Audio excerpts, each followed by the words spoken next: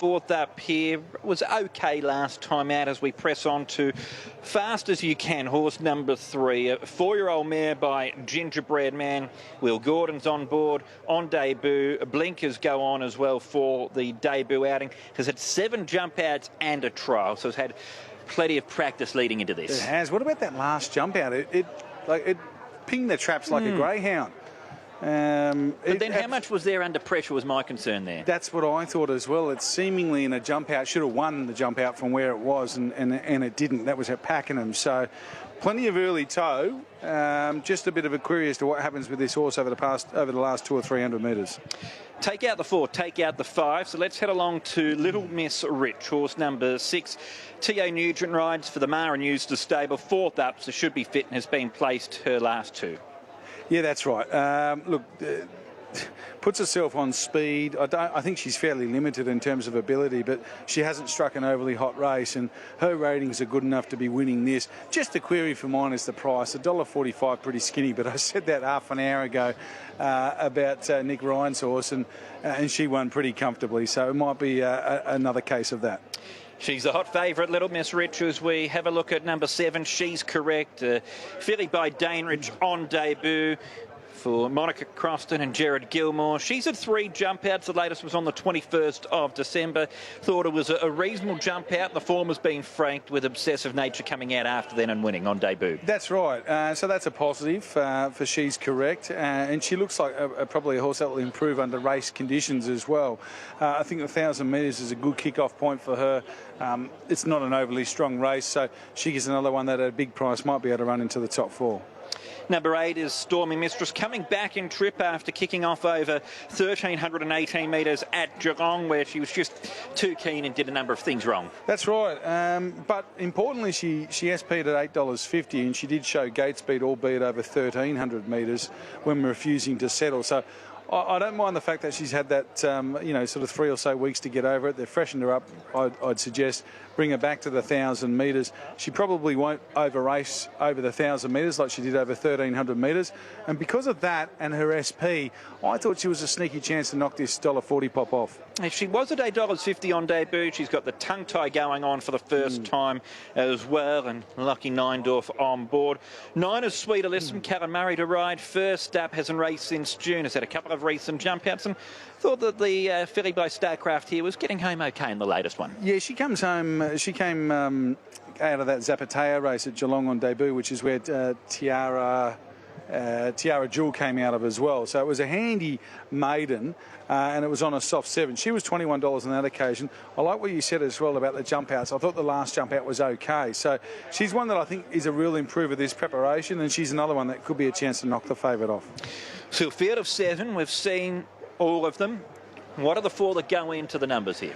Stormy Mistress, I think you've got to give her another go. She SP'd $8.50 on debut in what I would consider to be a harder maiden than what she contests here today. She just wanted to over-race. She did a lot wrong. She gets a tongue tie on. She comes back to 1,000 metres. That'll help her settle a fair bit more. So I'm just going to play around the fave. I'll probably get knocked off again. I'll get proven wrong yet again this afternoon, Ned. But happy to have something small at the $9 on Stormy Mistress. Little Miss Rich can win. She's a limited conveyance of what I've seen so far in terms of the clock, so $1.35 would really scare me, but she has found a fairly limited race. Sweet Alyssum, I should say, is thereabouts, put away after that one run behind Zapateo in a decent maiden at Geelong, has jumped out okay. And I just thought Farnarkle maybe be able to improve at a bit of a price, just coming back to the 1,000 metres, nice and race fit, probably doesn't do too much wrong, has less ability than some of the others, but can fill a top 4 spot if you're looking for a roughie.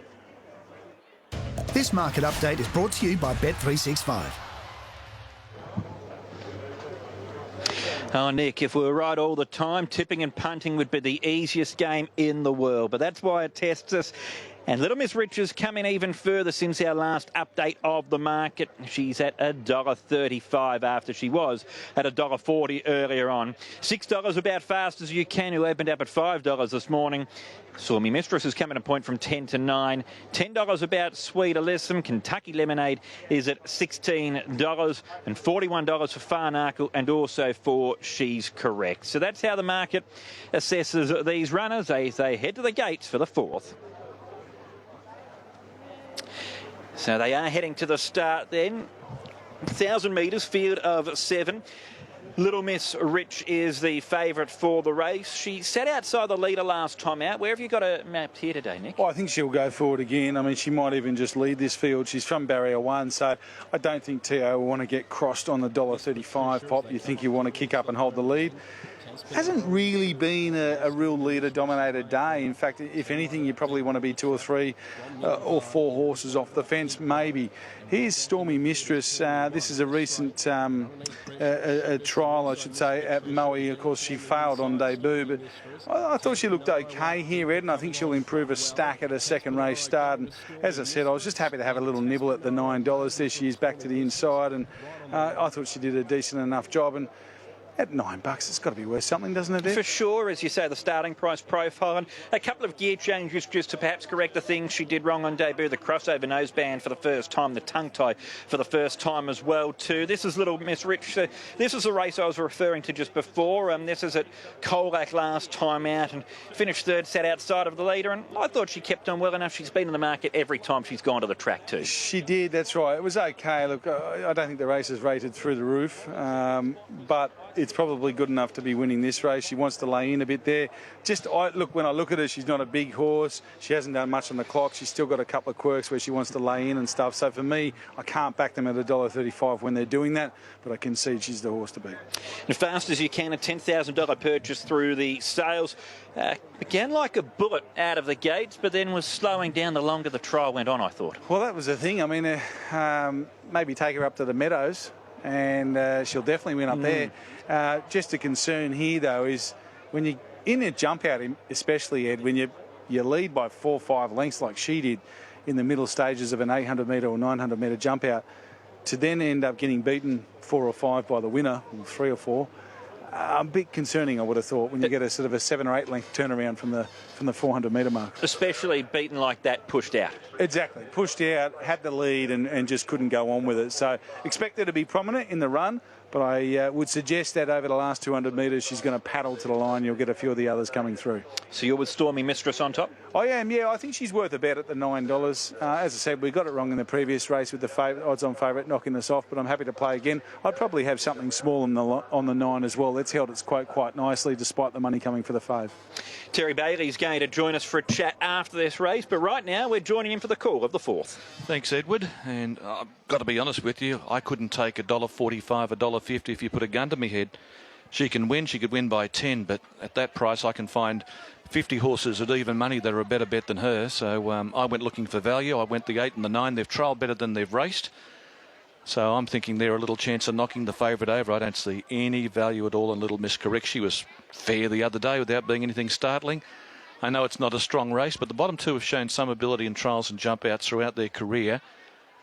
So I'd rather go with those 2 and just do me dosh than take the odds on about Little Miss Rich. So they're about to move in for the running of this Union Hotel Maiden Handicap. Little Miss Rich has got the inside. She's got speed, so you'd think she'd punch through and lead. That wind has been playing. It's moved around a little bit. It's across the track now from the winning post out to about the 800 metres mark at that angle. Almost across the track now. So when they come down the side, they will be hitting it to some degree. Now, Kentucky Lemonade, fast as you can, who was allowed to do just that in its jump out. $1.45, Little Miss Rich runs the fave. Kentucky Lemonade about to move in at the halfway point. Kentucky Lemonade coming up. Little Miss Rich, the inside barrier, the pronounced tomato sauce odds-on favourite in the red. All set.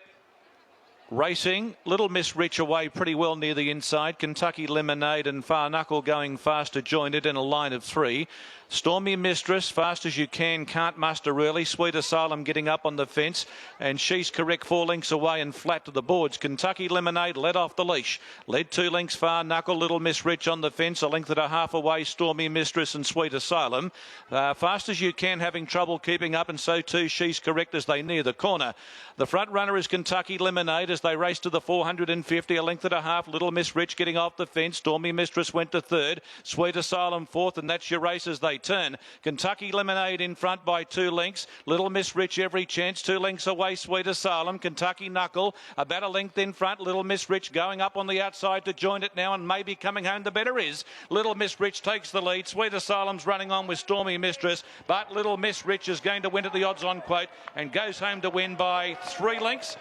Second goes to Sweet Asylum from Kentucky Lemonade. Stormy Mistress, Far Knuckle, Fast As You Can, and just up in front of that pair would have been She's Correct. Just too good for them. Had a nice sit behind the speed. Kentucky Lemonade made a race of it. The tactics were good to try and take the favourite out of its comfort zone, but Little Miss Rich back to the inside was too good on the tote at about $1.40 and races home to win for T.O. Nugent, Maher and Eustace. And a solid performance running down Kentucky Lemonade. The time will be interesting for the race. They seem to be getting along at a good even tempo. The third horse was running along strongly in front, Kentucky Lemonade, but Little Miss Rich by Rich Enuff out of Piece of Class has been able to wear them down, and at her 4th time of outing, similar to the last winner, she deserved to win, and she's got it in the right race today. Second prize will go to Sweet Asylum, who's followed the fence off or round heels turning. Kentucky Lemonade running third, and Stormy Mistress finishing back in 4th spot, both 2nd and 4th, still learning their idea of racing. They still do a few things wrong. It's 6, 9, 1 and 8. 59.29 the time. The record is 58.45, so that's a good run for maiden grade. 59.29, but the track upgraded to a good 3. And Little Miss Rich, who did a pretty handy job there last time at Colac, and she's been able to win. First time that T.O. Nugent's been in the saddle. We've had Harry Coffey, Pat Maloney, Celine Gaudray, and T.O. from barrier number 1 just had an easy run. It was just a matter of turning whether she could run down the leader in the race, and she did that pretty comfortably. And then it was left to Sweet Asylum to go into second. But an easy win, Edward. 3.5 by a half length in 59.29. If you're watching the race and you'd backed Little Miss Rich, you would have had no nervous moments whatsoever. Jumped well, landed in a good spot, travelled well, quickened when asked. All very straightforward, Nick. It was a professional victory, wasn't it? And she sat third the fence. The leader was Kentucky Lemonade, who bound out of the gates in really good order and crossed and led. And you could see T.O. was pretty content just to let Kentucky Lemonade go. He had a horse on his outside. Once that horse dropped off as they come into the home straight, that gave Little Miss Rich the chance to get off the rail. He wasted no time, T.O., getting there. You can see one out, one back was Stormy Mistress. Now, you can see the jockey aboard Stormy Mistress just having a look, wanting to try and keep Little Miss Rich, the heavily backed odds-on favourite, in a pocket, but couldn't, because the Far Knuckle, the 2-horse, dropped out and paved the way for the odds-on favourite to get out. I thought the run of Sweet Elysium was okay. It was a decent performance in the run home to the line, but the winner was too good. She had the right run in transit. She had the right figures on the board, and she was able to lay in even a fraction over the concluding stages and was still too far in front. So she gets the job done. Second home was Sweet Elysium. As I said, probably one to follow. Ed, you got T.O. with you. I have indeed, Nick. T.O., if only it was that easy every time you rode in a race. Yeah, that's the way we wanted to map out, Ed. If only we got on favourites every start. But look, to her credit, she gave me a lovely ride. She's a small little compact filly, and she's got all heart. She wants to win, and I was just thinking behind the gates that the wind really picked up, and there was good speed in the early stages, so I was happy to hand up the lead and get a beautiful run in behind. And she relaxed the treat, peeled out, and she really put them away nicely. So she's got a bit of merit, and size is only a problem. She's only a neat, small little filly, and it's good to get the win off the back. So these sort of country provincial sprint races, she could pick up a few of those, do you think? Yeah, definitely, yeah. I think, with a bit of confidence behind her back now after getting an easy win and going forward, she'll be competitive all the way up. And as I said, the size is only a little problem, but look, she should grow into herself, and we should see the best ever soon. You mentioned that wind. How do you approach from a jockey's point of view, given the conditions? Yeah, look, Ed, the track is definitely firming out. It is a significant, probably head-on wind down the side straight, and that's only going to dry the track out. If we haven't had a track upgrade already, I don't think it'd be far off. But look, it's good to be here and get through the meeting, unlike last time we were here. I'm a dozer. I'm cheeky. Still to come. Could I be talking to you later on this afternoon? Yeah, hopefully they're both little sneaky chances around here, and hopefully we get a good bit of luck in running, and hopefully we're talking to you soon. Good stuff. Well done, Thanks. T.O.